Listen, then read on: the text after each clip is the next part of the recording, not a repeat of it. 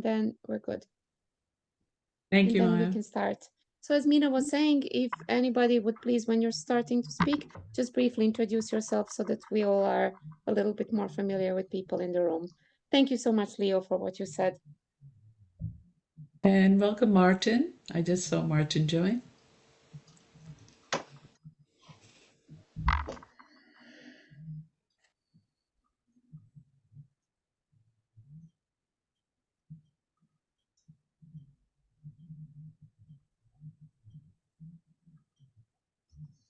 Well, I'll go next. So I'm Marty Jacobs. I'm basically an OD, organization development consultant that do a lot of work in dialogue. I live in Vermont. This is not Vermont behind you. And as we were doing the moment of meditation, I just thinking about how do I fight for peace, or how do I anyway. So what kept coming to my mind is that my husband and I have sponsored 2 Ukrainian men, and we're continuing to support them. It's a long story and I won't go into it. It's kind of a complicated relationship, and how they're able to be here in this country because they're 31 and 25. Long story, but we actually consider them our Ukrainian sons now. And of course, when I heard, on October 7th, when I heard the news, my first thought was, oh God, no. And then after a while, there was this part of me that was also saying, oh, what's going to happen to the Ukrainian-Russian war? And, it's like there are all these different things going on, and it's hard to split our attention that way. Sorry, I have office mates who are very demanding when I start talking on Zoom. So I have to give them treats to bribe them. All right, you guys go away. Lie down. Come on. Go back to your beds. Okay, that should last for at least 10 minutes. But I also, part of what I kept thinking about when as we were going through the sort of the moment of meditation was just, I kept thinking kindness. We need to be kind to one another. We need to spread kindness. And how I sort of cope with all this, I have a regular mindfulness practice, and it's made a huge difference in my life. And so I had a hard time imagining myself in the middle of a fire. But I think that there's part of what happens with a mindfulness practice is you develop this sense of calm and the sense of ability to reflect and observe and not react. And so I think that for me, that's my coping ability, is to be able to use my mindfulness to reflect on what's going on and not let myself get into a state where I feel controlled by others. That's how I want to frame it, but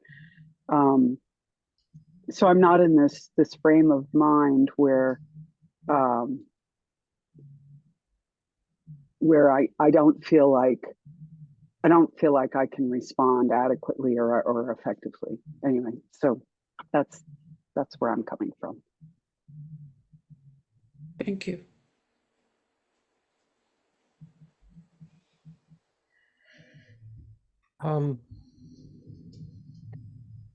I kind of want to say that I think that fighting for peace to me seems like an oxymoron. Because, and also addressing what you said, Maya, about feeling like you're falling apart and that you can't conduct the work you're doing. I think, and mindfulness and understanding, I think, are absolutely essential when you are in a position of leadership because you want to present a model that says, this is what the result, this is where I want to go to. But I think I've always been a proponent of process. And I think that falling apart shows that you're passionately involved and care. And from that place, I think you then invite others to speak from their passion and their involvement in whatever the conflict is. And certainly we have enough of them around the world, both the ones that are visible to us and the ones where there are people behind the scenes who are greater powers pulling a lot of the strings that are causing a lot of these conflicts. And so that feeling of powerlessness that people are left with, what we do have the power to do is to tap into not just our minds, but also our hearts, and to share from those places that are most deeply connected to who we are, not just an idea of who we are. And from that place, invite others to do the same, and then come to a place of understanding. I tend to go to understanding first. I tend to go to mindfulness first, because it's the safest way to avoid being thrown into this maelstrom of insanity that we're living in, that's going on around us. But I think we're also a part of it. And it's important for people to know that it's not something separate from us that we're observing, but it's very much a part of our own lives. Thank you.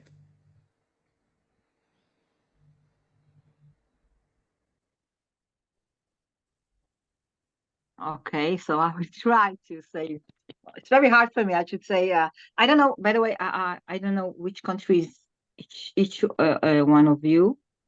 So I don't, I would like to know when you speak also where you come from. This will be, so I will introduce myself. My name is Elisa Eshet. I'm from Israel. I'm speaking now from Israel. And I've been part of Women Wage Peace for many, many years here in Israel, trying to, I believe in peace for everybody. I believe in decent lives for everybody. Doesn't matter which country you come from. And I should say that October 7 has changed so many rules in Israel, because the peace community have changed after that. I mean, we've been working so many years for that, and it's like in the day, we still don't understand what happened. Okay? Now, as the person before me said, I think everybody who has an opinion about peace needs to know the facts. I can tell you about Ukraine and Russia. I can't say I know everything about it. From my point of view, there shouldn't be a problem there. There's two countries for independent countries, and I don't understand what happened there. It's politics. I'm not dealing with politics. So I'm sure you have an opinion about my country and what's going on in my area. I'm sure everybody has an opinion. So I'm sure each one of you has also. But I think before we try to want to make peace, we need to know the facts. We need to have any sort of solution to something. Otherwise, saying, okay, this is not okay and this is okay. It's easy if I live in another country. Like, I used to live in Denmark for a few years and Norway. It's easy to sit and say, you can do that, you can do that. Really? The easier thing to do. But if you are in the middle of the conflict, it's really, really hard. And again, I'm a person who believes everybody is entitled to a good life. And every kid is entitled to live and have education and have a decent life. So I think before we, like I said, before we speak about peace, let's learn the facts, and maybe let's think about a solution that we think can work for everybody. Probably somebody will tell us, you're talking nonsense and really you don't understand, which is okay. But I think for myself, today I'm still working on that. Really, I thought I had the answer. I'm not sure anymore. We need to think with ourselves. What do we think should happen in Israel, in Ukraine, in Russia, in Palestine? For me, there is Palestine, by the way. There is Palestine. So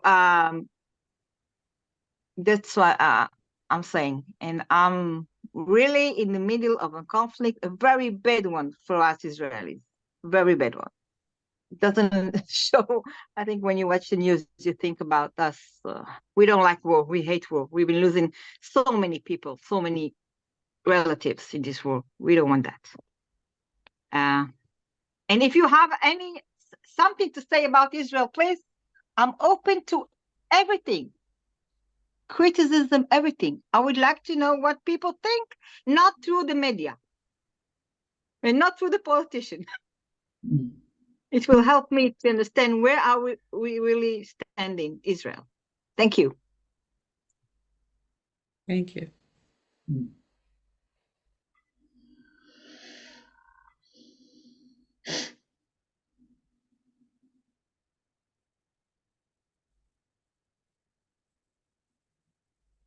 This way we won't have peace. Quiet is nice, but we can't achieve peace.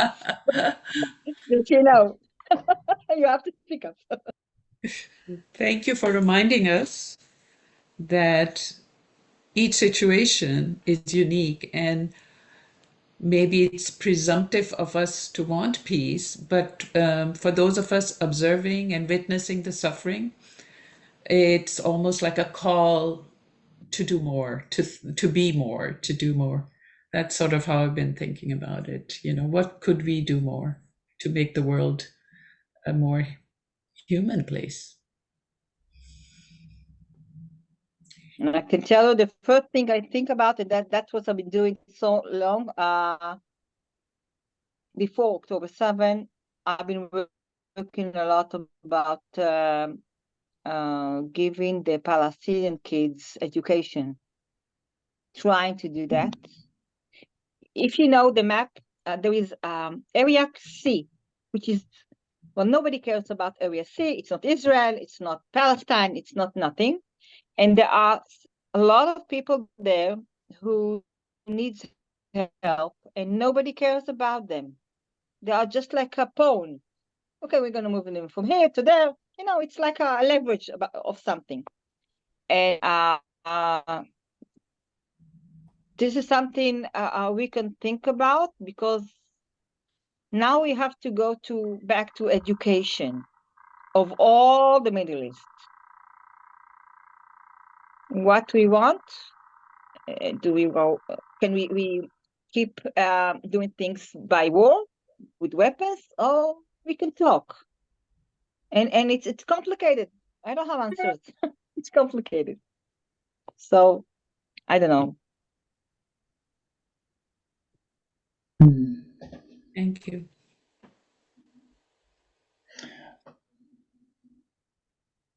I'm prompted just to ask you, Lisa, whether Jacob Raz is known to you as a name. Jacob Raz, no, I don't know him. No, Sorry. okay. No. Can you tell me what he does? He works in the University of Tel Aviv, and but he is also a Buddhist, really a monk in his own way, which is unusual in Tel Aviv. Oh, I think I know who you're talking about. Yeah, and he spends most of his time at the present in some peacekeeping endeavor or other. He does nothing else. In fact, he never returns my phone calls. He's so absorbed in it. But I learn a lot from him about just how entrenched the situation is, and particularly the impasse between one group of people saying we have no choice, and the other party uses exactly the same words to say we have no choice, and that is what he is finding the most difficult, when each explains their situation as defined by the other. They are locked in that embrace, so it seems. Hugh and Alicia, can you just hold the discussion, because we were just doing the sort of introduction about how we are coping. Forgive So me. Sure, no problem. I wanted to make everyone sure everyone has a chance to present themselves. Thank you. Yeah. If that's okay, I would like to go next, if that's okay, because something Alisa said really inspired me about something. So as some of you know, I have a history as a debate coach. So I'm very much into getting people to argue together. But at the same time, one of the things that you don't know, because I don't believe I've ever disclosed this, in the past 3 years, I've been actively working on countering disinformation.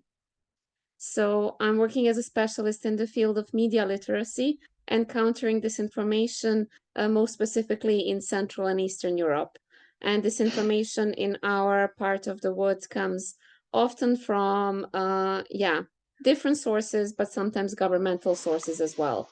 So the reason why I'm saying this and sharing this with you is because something Alisa said made me realize that Alisa said that we need to work on the basis of facts, and that she wants to hear our opinions because we all have an opinion. And I realized that this is actually my way of coping. I don't have an opinion, Alisa, on Israel and on Palestine. All I have is huge amount of feelings. And because I work in the field of disinformation, I'm also I worry about the concept of facts nowadays and what we define as facts, because I find that so much out there is interpreted. It goes through the lens of our emotions. So if I go back to the question that Mino and I asked about the whole coping mechanisms, I realized that one of the ways for me that I try to be present in all of these situations is, no matter what communication I'm in, no matter what group I'm in, I try to not verbalize. I try to acknowledge the emotions. I try to get the group to voice or to try to describe what they're feeling. Because we often descend into debate. We descend into debate without even realizing that it is fueled by emotions. We get into you're wrong, I'm right, this is my fact and my opinion and yours is wrong, but we don't realize that there is always something underneath. So one of the ways that I'm coping is that try to get us as a group, when we talk about things, to try to identify what is underneath this opinion. What is it that it's making us feel very strongly about defending a certain standpoint or not? And yeah, obviously, as you can imagine, it doesn't always work, because I don't think that in our entire educational systems, no matter if we're sitting in Norway, in the UK, in Israel, or as I am in Hungary, I don't think we're learned in our educational systems how to really deal with our emotions. So I think this is something that we're still collectively sucking at. And to end on that positive note, I would like to invite somebody else to share. I'm sorry. Fair enough, by the way. Fair enough.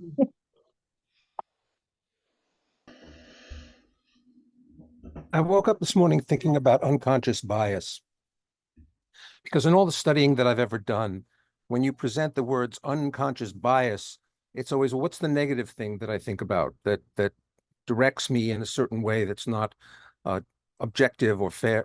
And then I started to think about unconscious bias does not always have to be negative. I might have positive thoughts that I think about.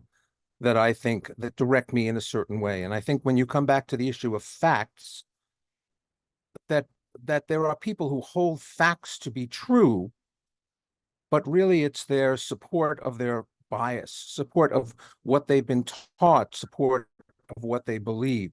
I'm an American Jew, and I am emotionally torn by what is going on in Israel. I have family in Israel, but at the same time, a lot of the facts that I've been exposed to um, tell me that this is not people just about, this is about people wanting to feel safe on both sides. This is about people wanting to feel protected on both sides. The constant children and mothers who are being killed in Gaza, and then the constant about the mutilations and the abuse of the people who were killed on October 7th. There is no, it does not, right and wrong in a Buddhist sense are not applicable. Facts are not the issue. I agree with Maya.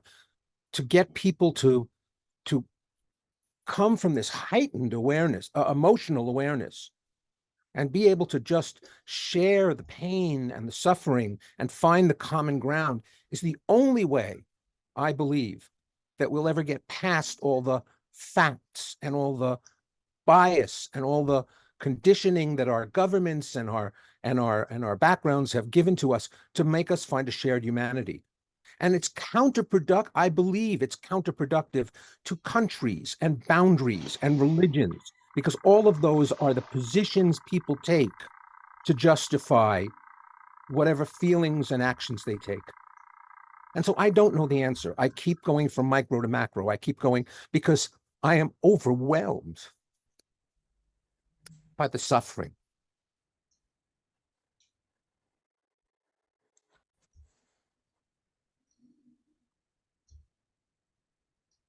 Obviously, we don't think the same, but that's okay. That's like I said, I still live in a democracy, so I believe in a democratic system. So yeah, I tell, but I should say why I said we need to know the facts. I keep finding myself part of a discussion about peace, which is okay. We speak, we say things, it's over, and nothing happens. And for us, it got worse because at October 5th, there was an agreement with Saudi Arabia, which was something great for us because we are starting to be a part of the Middle East, for good, for bad. And I thought that I don't know if you know, but one of the conditions for Israel was okay, if you want to have some relation with Saudi Arabia, you need to give the Palestinians this and this and that, which we agreed to. I mean, part of us, not all of us. And then, it's like we built cars and somebody came and demolished everything. So we have to start again. I don't know what I believe today. So that's fact. I think somebody needs to know that, of course, from my point of view, it wasn't just about peace. It was about not having peace with Saudi Arabia. Okay. So that's, for me, it's really frustrating because we were going forwards, really forwards. Look, I can go to Abu Dhabi today. As an Israeli, this is like, I'm in heaven. I can go to Abu Dhabi. I can fly to Dubai. Oh my God. It's something I can't even explain. So this is what I mean about facts. Saying, okay, look, we are all, I think this is humanity to feel very bad about what's happening, about the people who are being killed, the children, everything that happens, the rapes. It's humanity. If we are human, we must feel bad. Sorry, But, if we can go back I mean, to yeah. Elisa, sorry about that. We could get into such a lengthy debate about facts, right? And the distortion of facts. So that's what we're trying to say here, that at this point, we're about feelings. Thank you so much.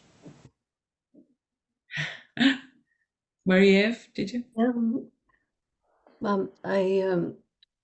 Of course, I am very touched by what is happening, but I want to take a macro view and then say what I do locally. But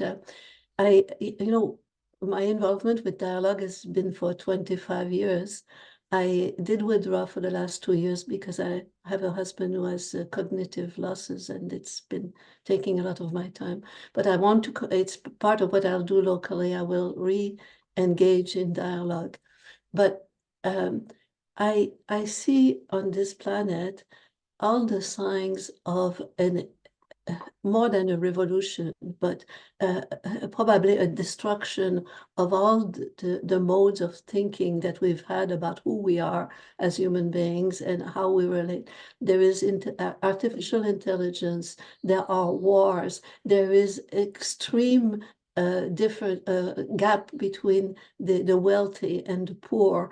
And even in a peaceful place like Quebec, Canada, where we have not known war, we sense the tension through the poverty that is increasing. And so I think that many forces, much beyond what we are here. We are a group of well-meaning people, well-educated, and in the development of consciousness, probably able to handle paradox and handle complexity and so on. But we have, on the other hand, a resurgence of fundamentalism, and maybe I don't want to I will make a judgment. The rabbis and the imam and the Christian preachers and all those who try to bring us back to a way of thinking about life, about punishment, about God, about all that, they contribute so much to the polarization because people are unsafe, and then they get attached to very primitive way of looking at things everywhere. And so for me, I don't want to enter or give myself the illusion that with a little bit of more goodwill, we will see the end of this revolution. It will hurt, and we will be destroyed in great measure, I think. So I say, what can I do where I am? I want to bring more the qualities of the feminine, the tenderness, the caring, the feminine type of love, because in all the decision-making instances, if you've noticed, around Putin or around Netanyahu or around the Hamas leaders, there are men, and they bring this warrior way, but I need to bring more the feminine qualities, and engage, like Alisa is doing, engage in movement with women to say, let's make decisions, because I think that men can have the feminine qualities, but these are what they are needed to care for each other as we go through an enormous transformation, probably more dramatic than the passage from Middle Age to Renaissance. I think it will be much more reconfiguring all on this planet. So I try to bring tenderness and listening and caring around me, and I'm re-engaging in dialogue to see if I can bring more dialogue, but I will not do a hell of a lot more because I can't. So. Thank you.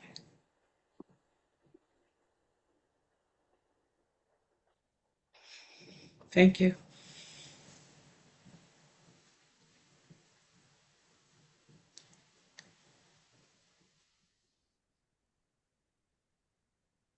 Glenda, were you saying something? You're on mute. Okay.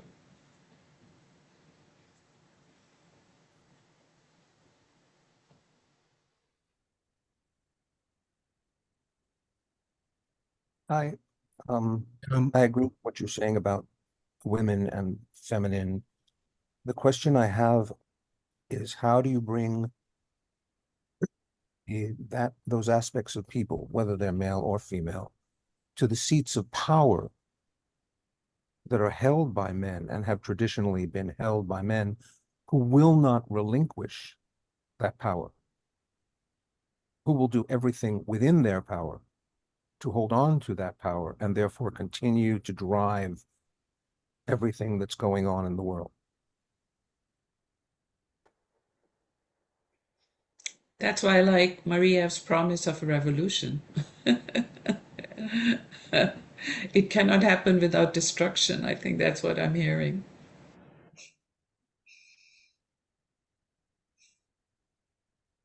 I'm Robert Corman, and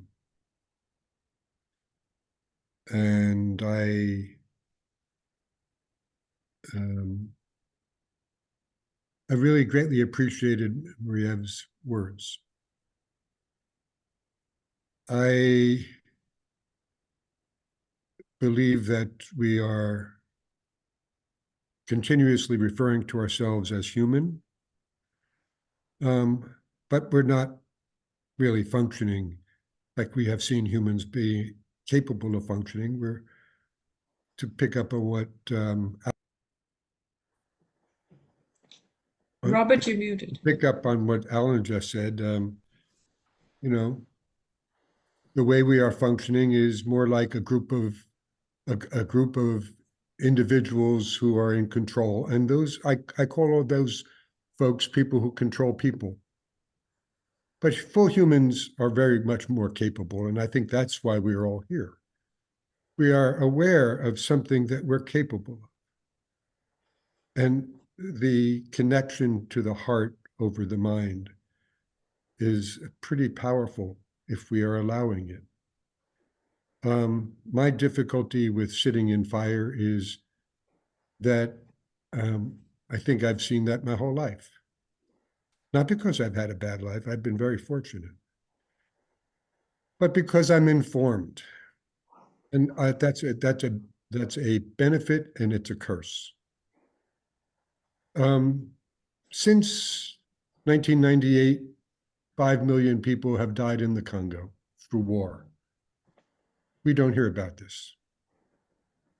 It's the largest death of humans since the Holocaust. How do you count? There are crimes committed every day. How do you count? I was a criminal lawyer. I've defended people in my early career who did horrible things. I also saw their humanity and loved them and worked my ass off defending them because they were humans who really screwed up. So for me, as I sit here in my place in New Jersey, and as someone whose doorway to the world was through the Jewish lens, and as someone who has spent the last almost 35 years as a student of Sufism, and as someone who knows a whole cross-section of meditative practices from all over the world, I consider myself blessed by every one of those traditions. And in my own way, I've been very fortunate to find also the shamanic tradition, which existed in every one of those traditions at its heart. So for me, I can sit in the fire, or I can sit in the blessing of being alive in the first place. And it's not binary, it's simultaneous. There is this, and there is this. Men seem to like this. There's a softness to what Maria was talking about in every one of us. So I've been a supporter of many organizations because I can. And some of them relate to these issues all over the world. One of them is a organization that has existed amongst Palestinian and Israeli people called Combatants for Peace. And I loved the name. And I hear what you said, Alan, that you can't, fighting for peace is an oxymoron. Yet, there is requirement of strength. There is a requirement of noble outrage. There is and in every one of the traditions I was alluding to just now, there is this respect for some degree of righteous anger against inhumanity. So I feel sometimes quite overwhelmed by all of this, and where I go is by trying to be playful, trying to feel that I am still getting better at being who I can be. And I can see myself backslide once in a while. I have had clients who say, Robert, you're really great at that. I said, no, you haven't seen me when I'm a jerk. And we're all capable of both. And that's kind of the self-kindness and compassion, because we are who we are. And that's our individual dance. And how we dance it with the others is, I think, one of the things that we can do to be helpful in bringing peace. So, thank you. Thank you.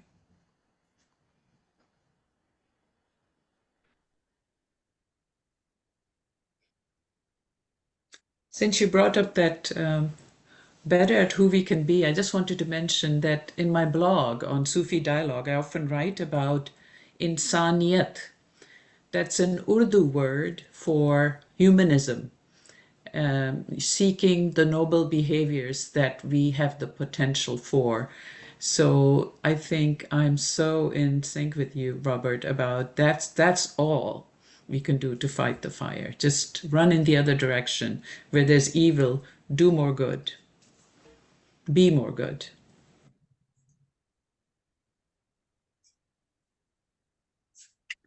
I think I'll jump in.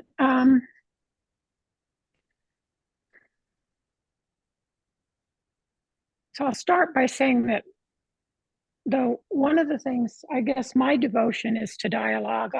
My name's Glenna. I live in New Mexico right now in the United States, and I've been engaged with the development of Bohm-inspired dialogue, I call it, because it comes out of the roots of David Bohm's work. And though dialogue has been around forever, and nobody can claim credit for it, there was something that he brought to the table that really spoke to me, and that was the piece around becoming more proprioception about the way that we fragment things through the way we think about them. And so becoming more aware of how it is, of our thought systems, of our languages, how we build reality through the way that we relate to it, think about it, and even feel about it, because we have stories connected to all our emotions. I think it's one of the things that I see so much. I see it all over the world, but I'm particularly familiar with it in my country, in the United States today, where people are using emotions to manipulate, to control.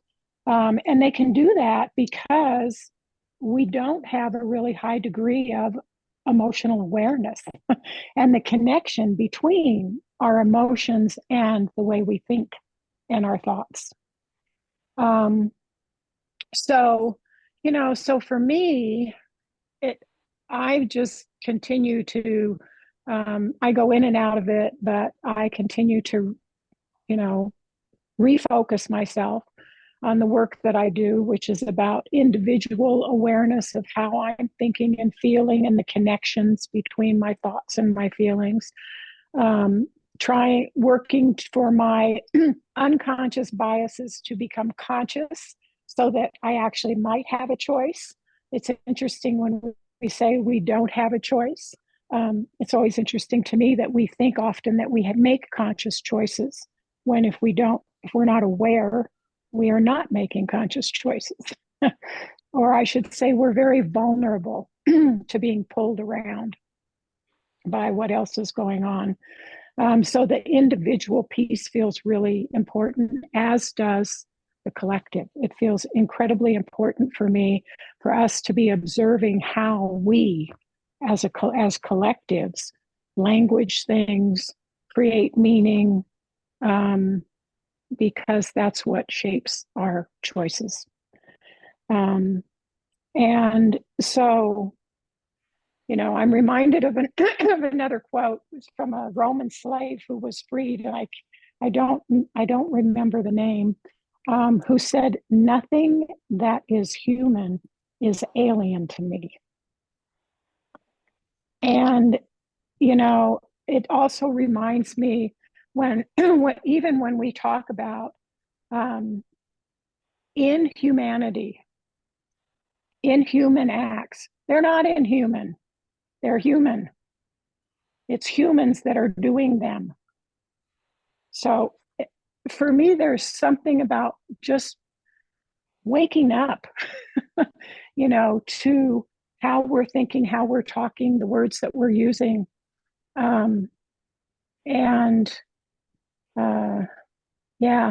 And of course, I watch myself every day, as I get upset with somebody, with my partner is where I see it most often. But if I'm distressed or I'm stressed, I just like how I default to what behaviors, and I see the same dynamic in the world. And we're fighting. We've been fighting for thousands of years. And so, and I think the other one, so there's a couple ways I cope. One is continue to refocus on my work, because I feel that it's important, and even creating pockets of people doing what I think, the Global Dialogue Collective is also working to do, is important, because it seeds a collective field. It creates an impact. And, also really working to, even though it's difficult, to hold not just what's happening with one country or another country, but as Robert was saying, what's happening all over the world, and what's happening in our own country. So it feels important to have a commitment to hold it and to witness it. And I think ultimately I have many coping mechanisms that are practices from all kinds of different traditions, but ultimately, when things get really bad, I just have to ask myself, regardless of whether this is ever going to be any different, how do I want to show up, and how do I want to live my life? Because if I can't affect anything else, I can do that. And so, yeah, so thank you for listening. And thank you all for being here, and, and speaking what's in your hearts and minds. Yeah. Thank you. Thank you. Mm.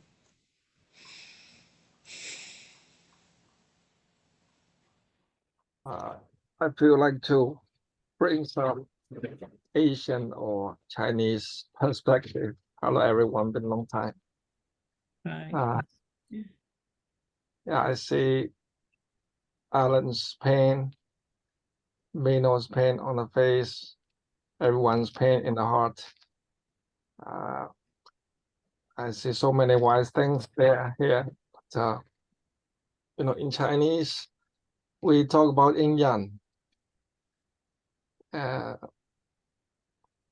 So when there's the darkness is going to the extreme, the light must come.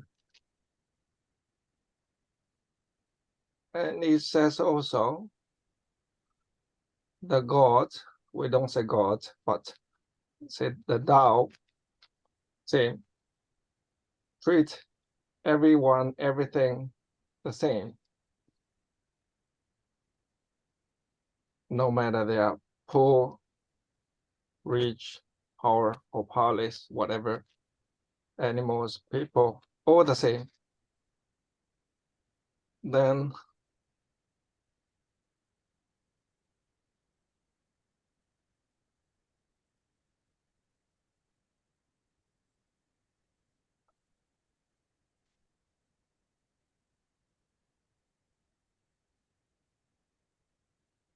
Frozen. sorry, its connection is not so good.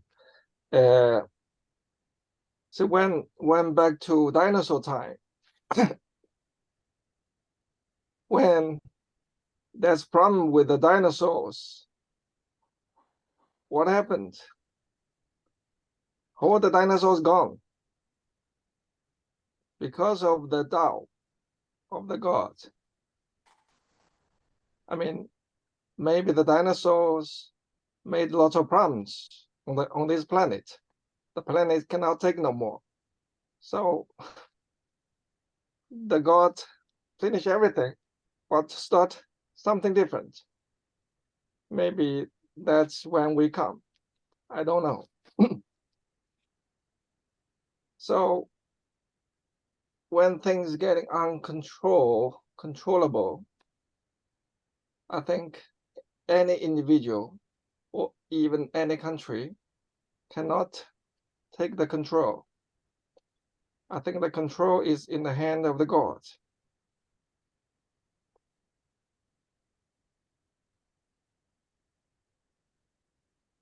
When things cannot be controlled, just let it be. It takes some time, they settle down themselves. Or, I mean, when they died, then something else will come.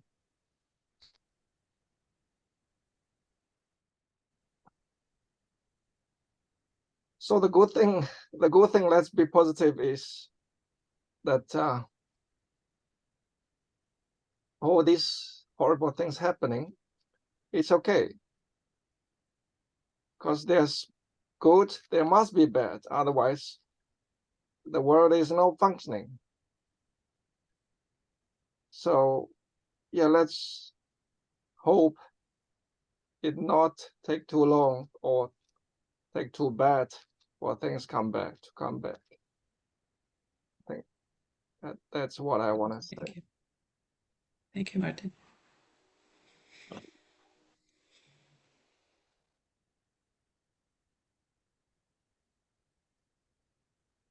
You're on mute.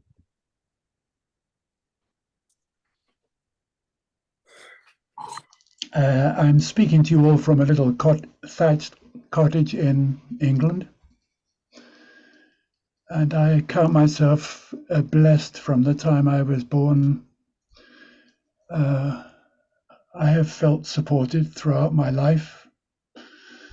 I've had the good fortune to understand the Tao living in China. I have traveled widely. I have read widely. I've been a member of a faculty of a business college that directly taught dialogic thinking, dialogue.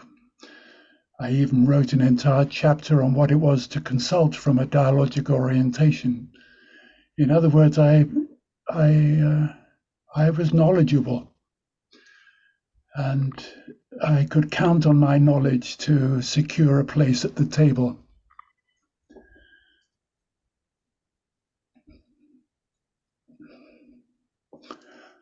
I feel extraordinary gratitude for this particular gathering. It's been called together in the name of the Global Dialogue Collective. It's the first organization that I have felt I identified with. And I found the challenge that you opened with, Mino and Maya, to consider what the contribution I was going to make. What was I going to do? I am capable of speaking at some length about pretty well any subject to do with peace, but that I don't count anymore as the contribution that is needed. And I resolved, as a result of the meditation for myself, that I would make myself available directly to an organization that is based in the UK, the Forum for the Future. They are bringing together many parties who are pursuing excellent outcomes and important initiatives, but all of them separate from each other. They work with businesses, they work with peace movements, they work in many different ways, but each of the ways they work are all separate. They don't come together. And the Forum for the Future, for the first time, are initiating some processes that would support the coming together of the many. And I thought, this is what I should be doing. I should make myself available to them for what I can bring from what I know of dialogue as a way of being. I can contribute to their work. And that has become a purpose for me that I only gained as a result of participating in this collective. I think this is something our collective could do much more of, making what we know available to those who need it most, in our judgment, and supporting those who are doing that work by coming alongside them, as we're doing now in this very session, supporting each other in the work we do. I feel enormously supported, and it's time I showed up. I conclude alongside a specific organization and make myself available to them. I've already done so, but I'm now going to be doing it formally, and so wish me luck. But it's the gratitude I want to emphasize. I feel ennobled by being present in this company, and confident as a result, more confident than I've ever felt.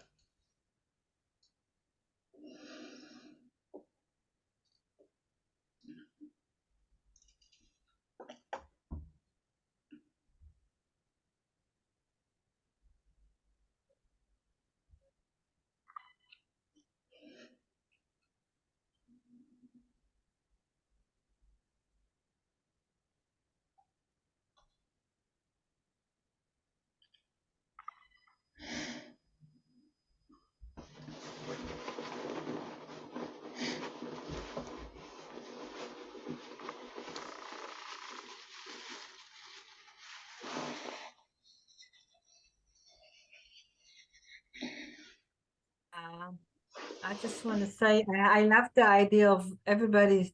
I don't know who said that, but if everybody can do the best he can do in his country to make peace, or make a way to people thinking peace, I think this is a good start, really. Just do whatever I can in my place, and maybe it will just go around. I should tell you, my work is usually, I work with India. I'm half Indian, half Moroccan, and I'm an Israeli. So this is interesting. Yeah, we have all kind of this in Israel. And the thing I do is I built education programs for little girls under 13 in low-caste villages, you know. So, and I feel like I'm contributing something to women around the world. You know, the first thing we do, we meet the fathers and ask them not to marry the daughters. Not yet. So this is interesting, you know. So if every one of us can do something just chota, like I say, small, it's a lot. Chota is bara. Small Yeah. is big. Yeah. Small is Small is big. big, exactly. Yeah. Yeah. Thank you. I also do work with Together Women Rise, which educates girls in the global south and collects money from the global north, actually.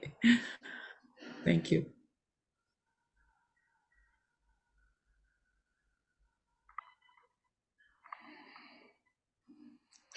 Anyone who hasn't gone yet want to speak? There's Elizabeth, Satar. Yes, maybe I can start. I'm so sorry to be late. I actually missed the wonderful session. I understand that this about how can I manage the conflict and which cope mechanism. My name is Settar Al Jabri. I born in Baghdad and I have been in Norway since 1991. And Alisa, I wish you welcome to this wonderful group because really here you can change your mind and your heart. I have been on studying David Bohm and Jiddu Krishnamurti dialogue. This really transformation of a human being, because when you identify yourself as a human with your country or religion or something crazy, and you find yourself to define this craziness in this word, we say we are all human, and there is many Jewish in my country in Iraq. They are like me, brothers and sisters, and you know.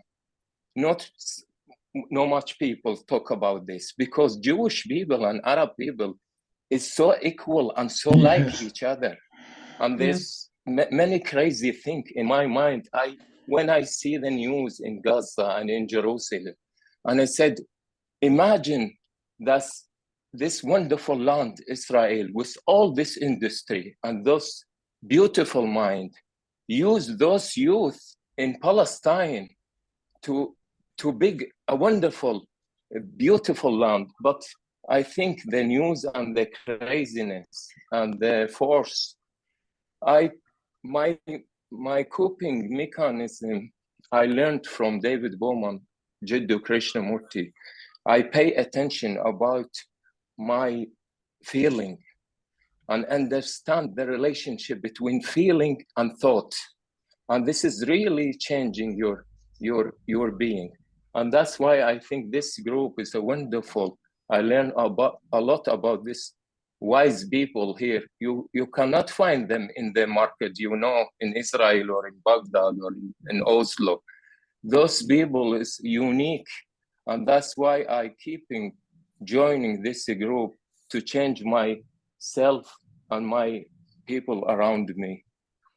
And I know I cannot change everything, but I can change those people in my family or around, in my job, my workplace. And that's why I think maybe, as Martin said, it looks so dark, but I see the light is coming because, you know, in our genes, there is no nationality, there is no religion. There's just human being, and we are human being.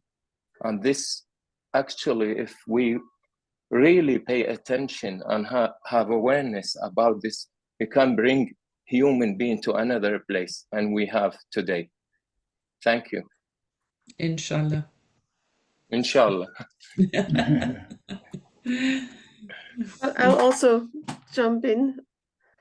Inshallah.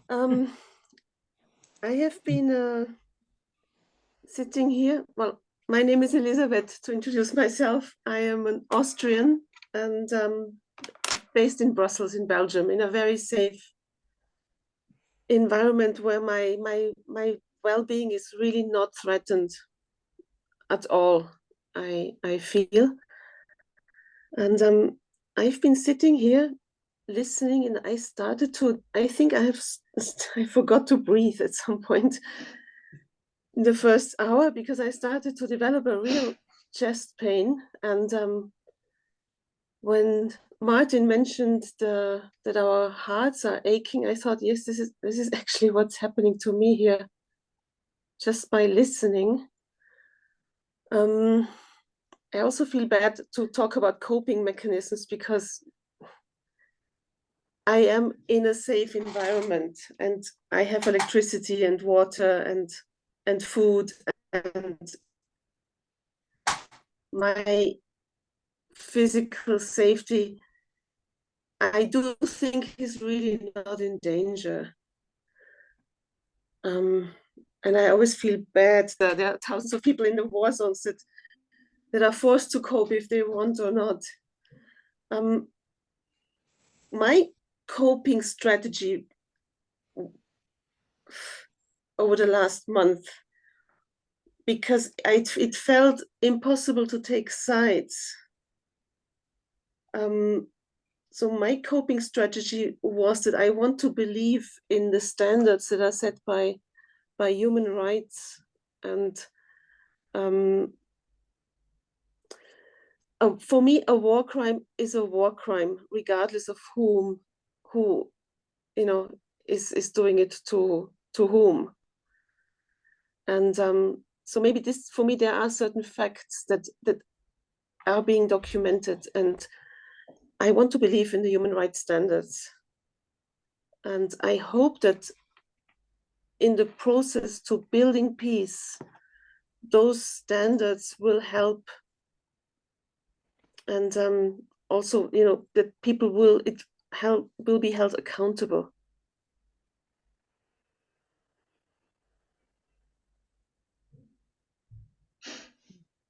Yeah. Yeah, we all pray for that.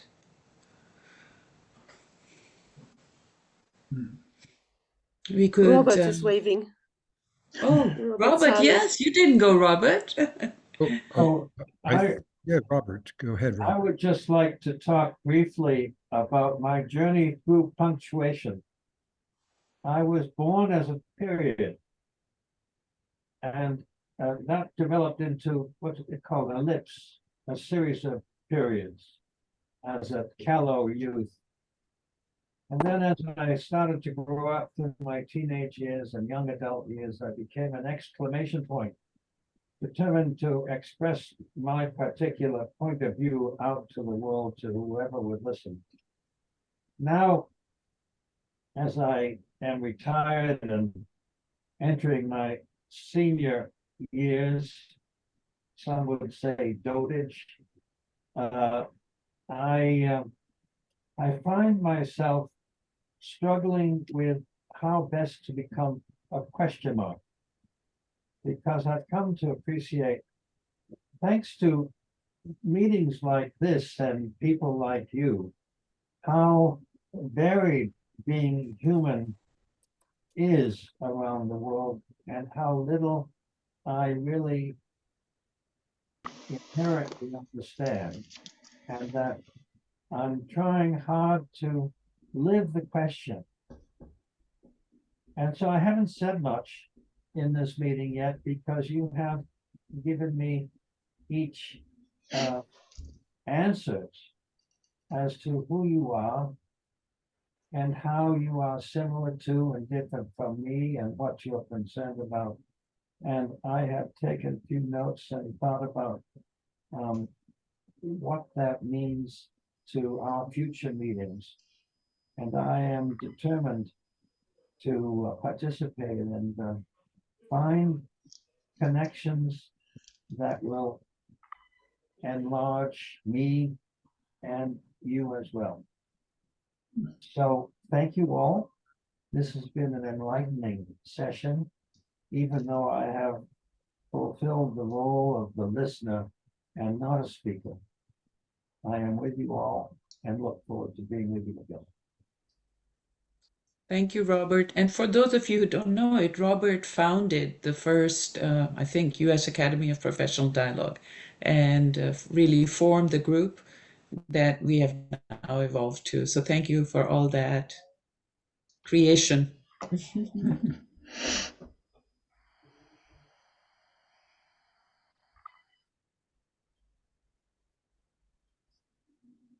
Alan, did you want to share something? Yeah, I don't know who it's attributed to, but I think that the quote is that there are no good answers, only good questions.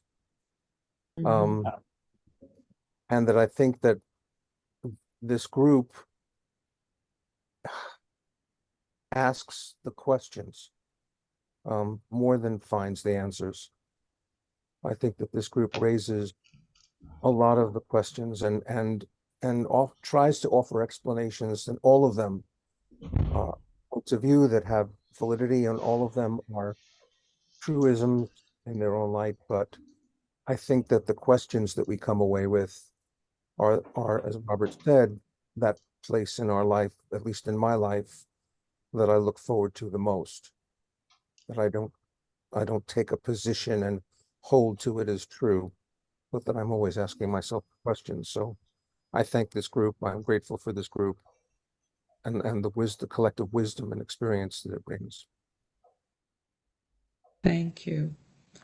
You know, I would open the floor to anyone who wants to do like a closing prayer or wish or intention for 2024. Anyone? So we can leave on that note. Just don't take anything for granted. Be happy where you are, because some places are worse. I don't know what to say, but I believe that 2024 will be a year with solution, and I do believe that what happened for a reason. It has to be very, very bad so we can go to do something good. Unfortunately, maybe something. So I'm a very optimistic person, so I have to be. Inshallah. Bravo. Inshallah. Bravo. Inshallah. Yeah. Inshallah. I agree. Anyone else?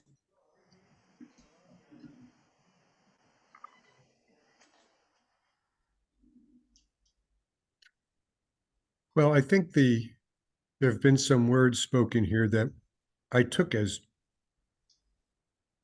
kind of utterances that could be considered prayers, or I interpreted them that way because they were so beautiful, and beauty and prayer for me have an inextricable bond. One of them, Setar, implied something that I chose to extract certain meaning from, which I thought was great, which was that about people who love dialogue. And I wrote down for myself, lovers of dialogue are truly unique people. And I liked doing that, but I also realized as a nanosecond after I wrote it down that I was trying to work for the Global Dialogue Collective and find wonderful things that we can say to attract more people to join us from all these different places. And that would be a wonderful thing. The other thing I want to quickly share is I spent 2 weeks recently in Morocco, and I'm reminded by Elisa about that, and something Setar also said about people getting along in Iraq. Because when the Germans and the Vichy wanted all the Jews from Morocco, King Muhammad IV said, "We have no Jews, we have only Moroccans, and we are all together." And then he moved the Jewish quarter next to the palace. And that spirit is still there. And I felt very enriched by just hearing that historical way of being. And I think that is an aspiration for what we are all all here for. Yeah. Thank you. Amen. Amen. Yeah. There's that Rumi quote. What is it? Out beyond wrongdoing and right doing, there's a field. Come meet me there. Yeah. I like to think of us as that field, and that's where we meet with our hearts. Thank you. We will schedule our monthly calls probably in the middle of February, right? We're in January. Yes, we're in January. And please look out, as I said, Robert, Maya, Hugh, and a lot of our people on the board are trying to build a website, engage more people, and keep up the other programs that we have beyond the peace building. And we really look for ideas and input from you. So please stay in touch with us, seek us out, send us emails, so we become better at who we are, at bringing such beautiful hearts together, and that's a beautiful thing. So thank you so much. And especially Elisa, thank you for joining from a conflict area. We really appreciate that. Thank you and Maya for putting this together and organizing it. There's a lot of work that goes on in bringing the pieces all so that they work together, and you've done a great job. Long Yeah. In Hebrew, we say shalom, which is a goodbye, but it's also peace. So Yeah, it's the same. salam. Salam. Salam. Yeah. Yes. Salam. But we say shalom. Yeah, Yeah, goodbye. I know. You're already almost there. So everything.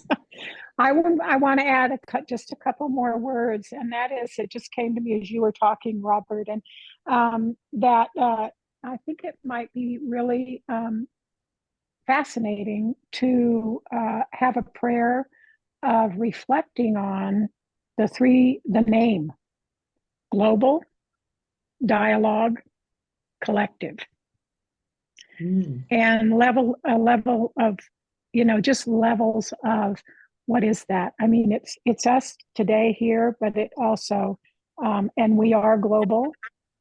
We are practitioners of dialogue, and we are a collective, but there's a much, much bigger field that those three words can dream, and a level of consciousness that I think is, yes, could be very much of value in the world. So I just offer that as a prayer.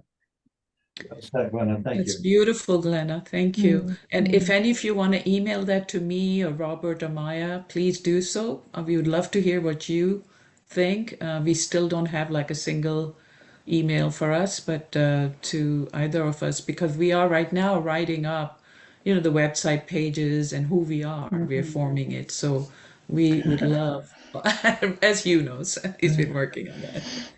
Thank you so much. Maya, anything you want to say as we part? Oh, Maria, did you want to say something? Okay. Maya, anything? No, I just wanted to thank everybody for being here. I think that this group always manages to have a quality of presence that I find is unparalleled in many of my other meetings that I do for my work. So in that sense, the quality of presence of everybody here is simply different. And I want to thank you all for it.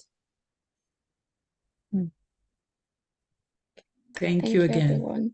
Thank you. Bye. Bye. Be good. Go in peace.